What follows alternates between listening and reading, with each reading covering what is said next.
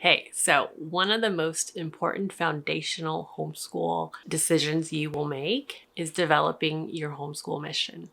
And I know it seems kind of la la la, like kind of out there, and it's something you don't really need to do to homeschool.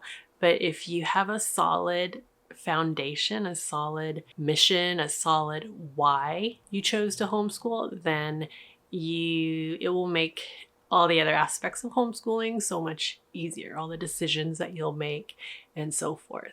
So let's get into it. Hey, I'm Xuan from the Homeschool Front, and today we're going to talk about homeschool missions, why they are important, and how you can create your own in 4 easy steps. So let's get to it.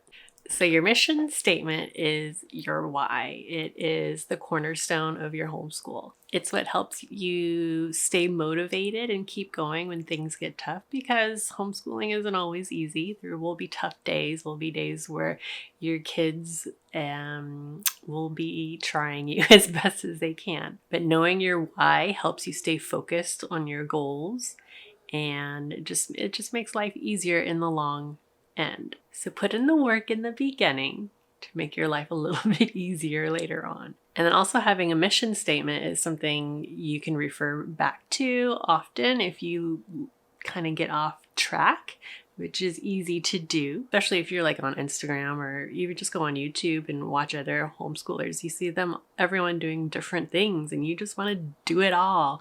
And that can really derail you if you try to do it all. So having a homeschool mission, your why, helps keep you on track. And if you do go off track, it helps you get back on track very easily because you know your why. All right, so how should you create your inspirational homeschool mission? So there's 4 easy steps, and I recommend that you do these with your family, especially if you want that buy-in aspect. So the first thing you need to do is start brainstorming. Start thinking about, why do you want to homeschool your children? Why do your children want to be homeschooled? Next, ask, what do you want your children to be prepared for in the future? What do you want them to know, like in general, not specifics? Then think about what matters to you the most.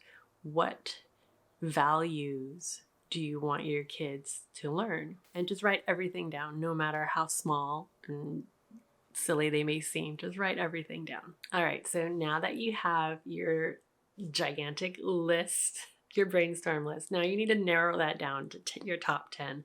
So with your family, highlight your top 10. Next, you want to narrow down that list even more to your top 3 to 4. And I know it's going to be hard because you start with a gigantic list and then you narrowed it down to 10, and now you got to do it again to 3 to 4, but we're almost done. And once you figured out the 3 to 4 statements that really resonate with you and your family, write them out and then post them up on the wall where you all can see. You can write it out as either a single sentence statement or a paragraph, or maybe you want bullet points. However you see fit is how you should write it out. So now that you know how to write your own mission statement, I'm going to give you an example of our mission statement so you can kind of get an idea of what I'm talking about. So our homeschool mission is to foster in our children a lifelong love of learning and to raise critical thinkers in a safe environment where they can develop grit, establish good habits, pursue their interests, and refine their life skills.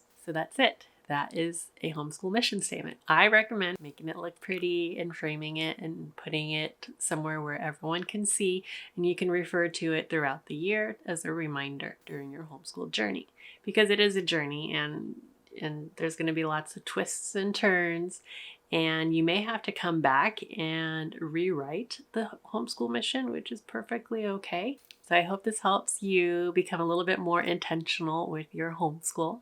And if you found value in the video, be sure to hit that like button. And if you haven't done so yet, be sure to subscribe, and I'll see you in the next one.